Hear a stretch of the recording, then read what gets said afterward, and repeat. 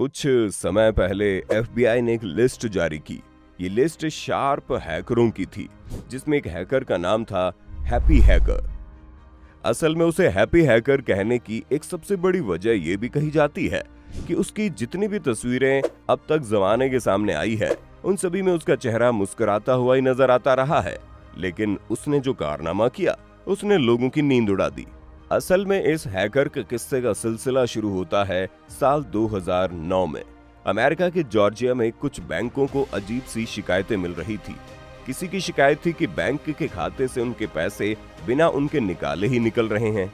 और ये शिकायत सिर्फ आम कस्टमर्स की नहीं, बल्कि बड़े बड़े अधिकारियों और बिजनेसमैन लोगों की भी थी।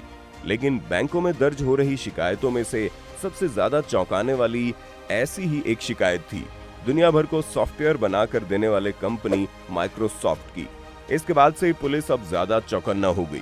उसे समझ में आ गया कि ये मामला बेहद गंभीर और संगीन है, और साथ ही अंदाजा जॉर्जिया की पुलिस ने लगा लिया कि ये अब उसके बस की बात भी नहीं है। लिहाजा इस बेहद गंभीर मामले को लेकर एफबीआई अलर्ट हो गया।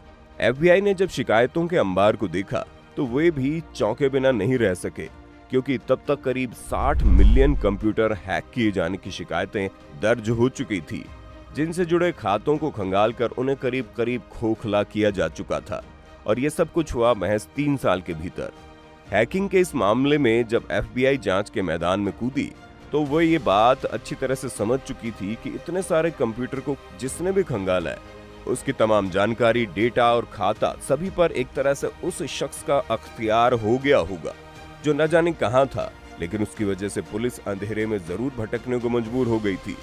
एफबीआई की ये जांच कहती है कि इस हैप्पी हैकर ने महज 3 सालों के अंदर अपने एक साथी के साथ मिलकर 2009 से 2012 तक $6 बिलियन यानी 3 खरब 5 अरब 66 करोड़ 6 लाख रुपए अलग अलग खातों से हड़प लिए थे। ये इतनी बड़ी रकम है कि इसे शायद गिनने में आम लोगों को शायद इतना ही वक्त लग जाए जितने समय में इसे चुराया गया। शायद ये इस रकम का ही कमाल था कि इसने एफबीआई के साथ साथ इंटरनेशनल पुलिस को भी बुरी तरह से बेचैन कर दिया था। एफबीआई के सामने सबसे बड़ा सवाल यही था कि आखिर ये है कौन जिसने पूरी दुनिया के पुलिस के साथ साथ दुनिया की तमाम एजेंसियों की भी नींद चुरा ली है। ये एक ऐसा छलावा था जिसकी परछाई तक की जांच एजेंसियों को पता नहीं चल पा रही थी। लगातार कई दिन और कई रातों तक दुनिया भर के तमाम हैकरों की कुंडली खंगालते खंगालते एफबीआई के एजेंट परेशान हो गए थे कि तभी उन्हें एक सूचना मिली। खबर थी अल्जीरिया में एक हैकर है हमजा बैंडेलाज। अब एफबीआई के तमाम एजेंट जो इस प्रोजेक्ट पर लगे हुए थे, सबके सब इस नाम के पीछे पड़ गए। कुछ ही समय में कोई जानकारी निकालने वाली एफबीआई ने देखते ही देखते हमजा बैंडेलाज का भी सारा अतीत निकाल लिया। हमजा 20 साल का एक सॉफ्टवेयर इंजीनियर था। ये भी पता चला कि उसके खिलाफ हैकिंग करके लोगों के खातों को खाली करने का भी शक है। इसी शक के आधार पर अमेरिकी एजेंसी अब इसके जुड़े कारनामों की एक नई लिस्ट तैयार करने में जुट गई। साथ ही हमजा के पीछे भी एफबीआई का एक एजेंट लग गया। महीनों भटकने के बाद एक एफबीआई एजेंट किसी तरह हमजा तक पहुंचने में कामयाब हुआ और उसने खुद को भी एक हैकर साबित करके हमजा का भरोसा जीता और मिलकर हैकिंग करके खास तौर पर क्रिमिनल लोगों के खातों में सेंध लगाने की प्लानिंग करनी शुरू कर दी। उस दौर में एक नया सॉफ्टवेयर चलन में आ चुका था, नाम था स्पाई आई। असल में डार्क वेब पर मौजूद इस सॉफ्टवेयर को खुद हमजा और उसके साथी ने तैयार किया था, और इसी सॉफ्टवेयर के जरिए इन लोगों ने दुनिया भर में वर्चुअल डाका डाला। हमजा का भेद खुल जाने के बाद एफबीआई के एजेंट ने अब एक नया प्लान तैयार किया ताकि हमजा को गिरफ्तार किया जा सके। इसलिए वो हमजा से उसका तैयार किया गया सॉफ्टवेयर स्पाई आई खरीदने की बात करता है, और इसके लिए बाकायदा हमजा को तैयार भी कर लेता है। लेकिन सॉफ्टवेयर की डिलीवरी और सप्लाई होने से पहले ही हमजा एफबीआई के हाथों से फिसल जाता है। बेशक एफबीआई का ये ऑपरेशन आधा ही कामयाब होता है, लेकिन एफबीआई के हाथों लगी एक सबसे बड़ी कामयाबी ये थी कि जिस नाम का वो अभी तक पीछा कर रहे थे, अब उन्हें उसका चेहरा मिल चुका था। यानी हमजा की पहचान अब एफबीआई को पूरी तरह से मिल जाती है, ताकि उसके चेहरे को वो पूरी दुनिया में फैलाकर दुनिया भर की पुलिस को अलर्ट कर पाए। इसके बाद एफबीआई हमजा की सारी डिटेल्स निकालने लगती है। खुलासा होता है कि हमजा अल्जीरिया के एक छोटे से शहर टिजिओजू का रहने वाला है। 1988 में पैदा हुआ हमजा बचपन से पढ़ने लिखने में बड़ा तेज था और मैथ्स उसका सबसे पसंदीदा विषय था। लिहाजा वो पढ़ने के लिए यूनिवर्सिटी गया तो वहां उसने कंप्यूटर में पढ़ाई आगे बढ़ाई।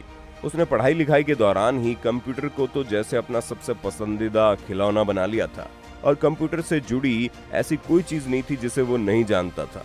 और देखते ही देखते वो हैकर बन गया। पहले तो वो मौज मौज में कंप्यूटर हैक करके लोगों को हैरान कर देता था, लेकिन फिर अचानक वो एक शातिर हैकर बन गया और दूसरे के बैंक अकाउंट्स में घुसने के लिए कंप्यूटर के भीतर ही सुरंग बनानी शुरू कर दी। पासवर्ड तो ऐसे तोड़ता था मानो गिनती का खेल खेल रहा हो। जिस समय हमजा हैकिंग की दुनिया की तरफ तेजी से कदम बढ़ा रहा था, अल्जीरिया से हजारों किलोमीटर दूर रूस में एक और शख्स था जिसे हैकिंग करना बड़ा पसंद था, जिसका नाम था अलेक्जेंडर पेनिन। इसकी उम्र भी ज्यादा नहीं थी, वो 25 साल का था, यानी दोनों ही करीब करीब हम उम्र ही थे।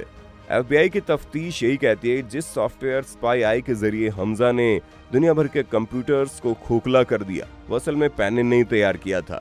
लेकिन जिस वक्त वो इस सॉफ्टवेयर को लगातार अपडेट कर रहा था, तभी पेनिन को हमजा के बारे में पता चला। दोनों के शौक एक जैसे थे, दोनों की फितरत भी एक जैसी थी, लिहाजा दोनों के बीच जल्दी ही यारी भी हो गई।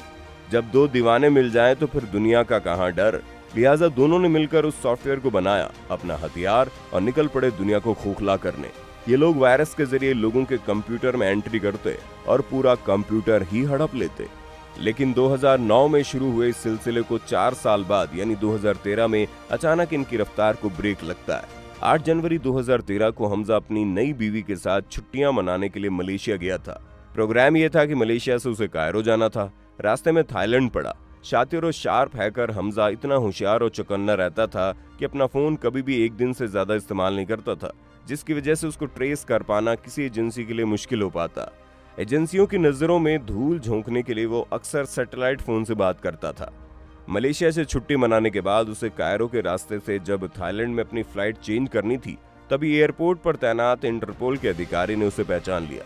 इसी वजह से पुलिस ऑफिसर ने उसे और उसकी बीवी को एयरपोर्ट पर ही रोक लिया, जहां मुस्कुराकर हमजा सब कुछ बता देता है और पुलिस उसकी बीवी को छोड़ देती है और वो 8 जनवरी 2013 को गिरफ्तार हो जाता है।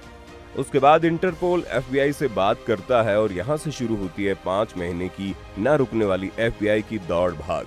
इतने नामी और शातिर अपराधी को हाथ से जाने न देने की जिद ने एफबीआई के एजेंट्स को परेशान कर दिया। मई 2013 को हमजा को अमेरिका के अटलांटा लाया गया, जहां उसके खिलाफ मुकदमा चलता है। 2 साल तक चले मुकदमे के दौरान एफबीआई ने हमजा के खिलाफ जो सबूत दिए, उसके मुताबिक हमजा और उसके साथी पेनिन ने 217 बैंकों से करीब 60 मिलियन खातों को खाली करके $4 बिलियन की रकम लूटी थी। अदालत ने जून 2015 को हमजा को इतनी बड़ी रकम का लुटेरा घोषित करते हुए उसे 15 साल की कैद की सजा सुनाई, साथ ही $10 लाख का जुर्माना भी लगाया। हमजा को जेल भेजने के बाद अब एफबीआई की टीम उसके साथ पेनिन की तलाश में जुट गई। कामयाबी के लिए ज्यादा नहीं भटकना पड़ा और जुलाई 2013 को ही अटलांटा एयरपोर्ट से एफबीआई ने पेनिन को भी गिरफ्तार कर लिया। पेनिन पर भी मुकदमा चला और उसे भी जेल भेज दिया गया। इसी बीच सोशल मीडिया पर एक अफवाह तेजी से वायरल हुई, जिसके मुताबिक हमजा को फांसी दिए जाने की बात हवा में फैली। साथ ही हमजा को रॉबिन हुड का खिताब दिया जाने लगा। मुहिम के साथ साथ बहस छिड़ गई कि ये तो गरीबों का मददगार है और अमीरों को लूटकर गरीबों को पैसा देता रहा। खबर तो यहाँ तक फैली कि हमजा ने फिलिस्तीनियों की मदद की। इसकी जांच फिर शुरू हुई तो ऐसा कोई सबूत और सुराग किसी को नहीं मिला कि आखिर इतनी रकम लूटने वाले ने सारे पैसों का किया क्या। इसी बीच ये जानकारी सामने आई कि थाईलैंड एयरपोर्ट पर खुद हमजा ने खुलासा किया था कि उसे 2 ही शौक है और अपने इन्हीं शौक को पूरा करने के लिए जरूरत के मुताबिक बैंकों से पैसा निकालता है और उन्हें खर्च करता है। उसका पहला शौक दुनिया के महंगे से महंगे हवाई जहाज के फर्स्ट क्लास में सफर करना और दूसरा सबसे महंगी जगहों पर रहना। एक आलीशान लाइफस्टाइल का अपना सपना पूरा कर रहा है। हालांकि उसने कहीं और किसी से भी ये नहीं कहा कि उसने लूटी रकम को कहीं किसी भी मुस्लिम संगठन या फिलिस्तीन के लोगों को दी हो। बहरहाल कुल मिलाकर एफबीआई की रिपोर्ट भी यही खुलासा करती थी कि हमजा कोई और नहीं, एक मामूली चोर था जिसने बड़े ही गैर मामूली तरीके से अमेरिका के 217 बैंकों की तिजोरी खाली करके अपने शौक पूरे किए थे। तो देखा आपने किस तरह से एक मामूली से हैकर ने बस अपने ख्वाहिशों को पूरा करने के लिए 217 बैंकों को चूना लगा दिया। आपको ये कहानी कैसी लगी हमें कमेंट में बताइएगा। वीडियो पसंद आई तो इसे लाइक और शेयर करना और चैनल को सब्सक्राइब करना ना भूलें।